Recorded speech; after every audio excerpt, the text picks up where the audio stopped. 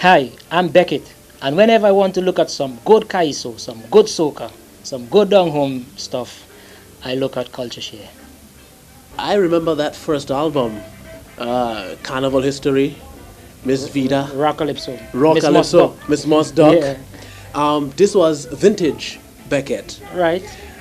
The position you are in today, is it what you thought then it would be?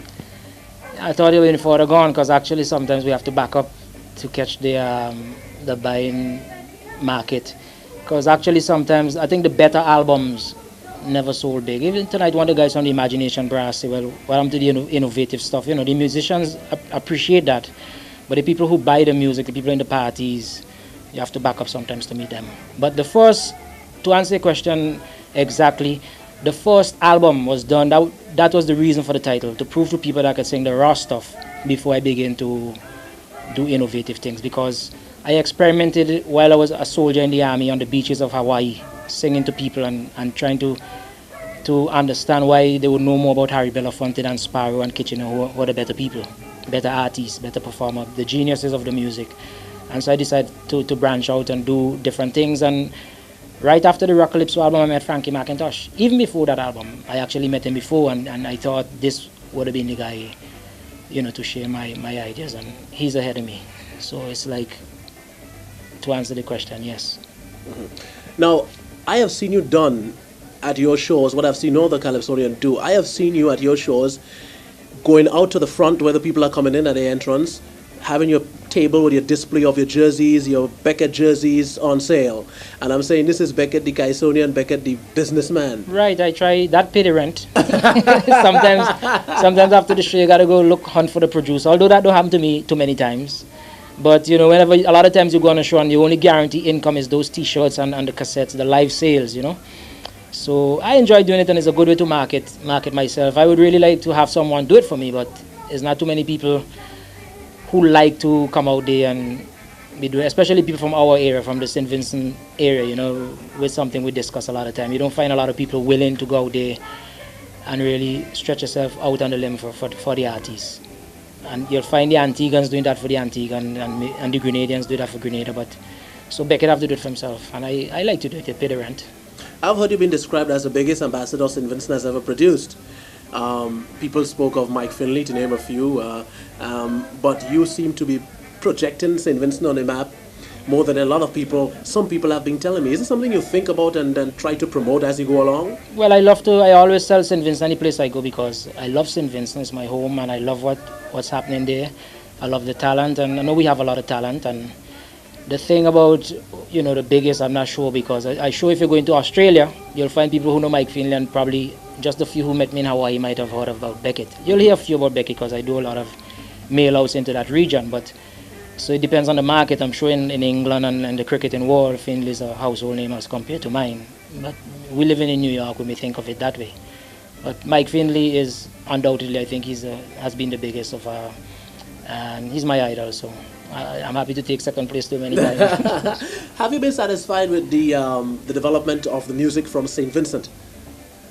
Well, I think we're going through a lot of changes right now. I think our carnival has become a money thing, a money grabbing thing. It's who could buy this and buy that. It's not talent and fun and love and the culture anymore. And I think I don't like the road we're going down, and I'm trying to do a song this year to address that.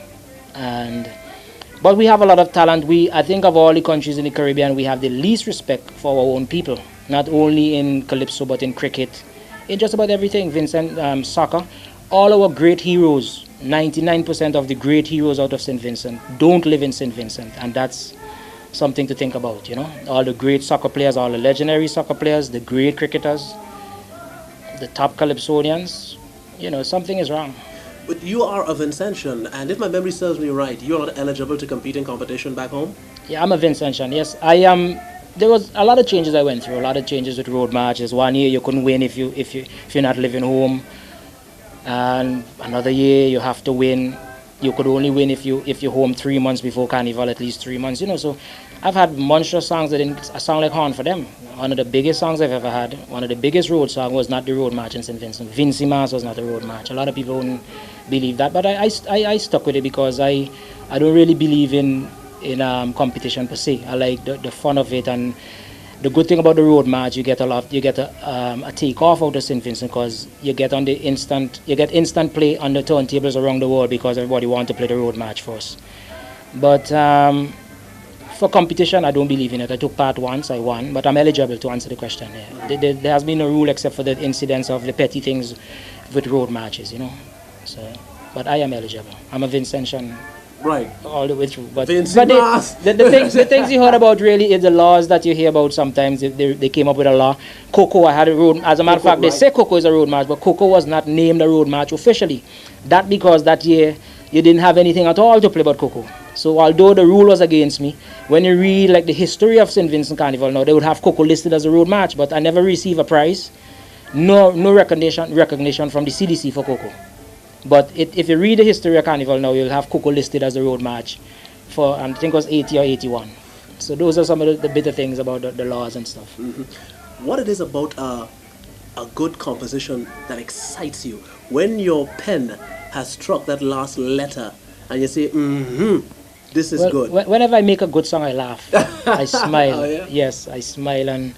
And in every song, when you get a nice line, you know. But sometimes the pain of writing is a pain too, because sometimes you get so many nice punchlines and you have to leave out some because a song is only so long. And sometimes what I do, I'm in the studio, sometimes I ask the musicians, I'll give them a verse, which are the 5 verses you prefer, because I like to keep my verses down to 3. Not playing, you know, overdoing it with the people. And I would ask the guy, which of the verses you prefer. Sometimes I'll have a song with 3 different themes. I'll throw it to people which theme you prefer.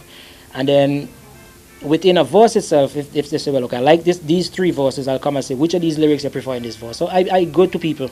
I let them do this decision of taking out. Just like when I finish writing, I give Frankie the last say in the songs we go with. You know, I'll give him some songs and the ones he prefer. Sometimes I try to squeeze in one of them, you know, but most times I work that way. But the lyrics itself, sometimes you get to there's so much nice lyrics, so sometimes I'll throw them down in the tag, you know.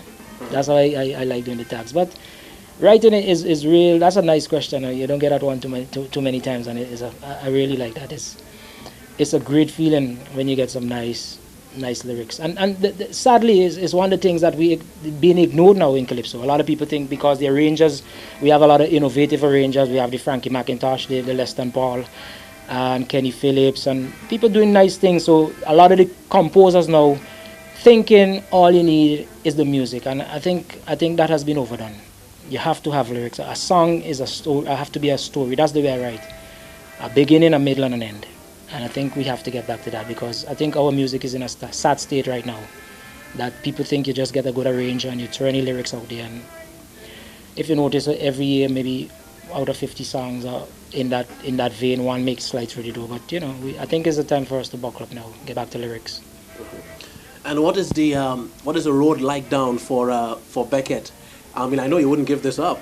Well, I don't know if you look like you're living comfortably off soca music, or should I say you're living comfortably? I know if it's off soca music, but have you been satisfied with the direction that you have been taking and the music has been doing for you over the years? Well, I think my goals in the music, I would like to be further gone, but you look back at what you have accomplished and what you have achieved, and I have to be grateful. And you look at other people who are not as fortunate as me, I should say, not as fortunate as I am, and I'm happy. But my goal has always been to take the music to all over the world. I think now, I am thinking about just doing my music and let the world find me. Because a lot of times I've had great breaks. I had a break with Coming High, which most people call Marijuana. Guys found me in the studio and thought, well, this song was too good for the Caribbean, let's put it on the international market. I had a break with Teaser. Teaser was released on Polygram, the biggest record company in the world, was released in Germany. There was a guy down in Mustique, heard the Vinci people going crazy on Teaser and Gala Rush Me. And he went back to Germany and he found me. So lately, just last week I spoke with Frankie, and I think the theory here, I may have been wrong trying to make the songs to win people. I think I should just do what I feel and what is best for me and what I grew up. You know, do a little innovation still, but you know, if you have a good song, people are going to find you. And I think I'm going to go back to that. Yeah, because they always say that that the artist's best song is not always the public's best song. Definitely. There's a lot of songs, like I told you a while ago, some of our best albums are the biggest flops we had. And like I Want Soca, well, that's the biggest shock I had. I phoned Frankie. I was so mad about 1985 in St. Vincent, certain things went down. And I said, look, I'll just do this piece of, I don't want to use the word. And Frankie said, man, that's a good song, just stretch it out a little longer. And I Want Soca is one of the biggest carnival songs I ever had. And I came to like it as one of the better pieces. I enjoy performing it live, and, it has a lot of power. So to go back to what you're saying is really, you should do what is best for you. And crossing over, sometimes you try to cross, and you do certain songs, and your spirit, you're not happy. Well, somebody over that side would like it, but you yourself, you don't feel 100%. So I think from here I'm going to go down, jam what I feel, and somebody like it, they may take me. And I always realize this though, that it's good to say you're going to cross over, but you never should lose your root. I never lost my root, I'm happy to say that, and I don't intend to lose it, but I think I'm going to try to stick with the root a little more now as opposed to branching out. So my next album I see some difference, but I think I'm going to try that for a while to see if I've been trying too hard to cross. Maybe I've been trying too hard. Some people suggested that I'm a hard try, and sometimes you could be trying too hard. So, but I'm happy. Beckett, let me say thank you, man. It was great having you on CultureShare. Yeah, I'm happy. Always happy to be on CultureShare, and good luck. All right. And thanks for having me on.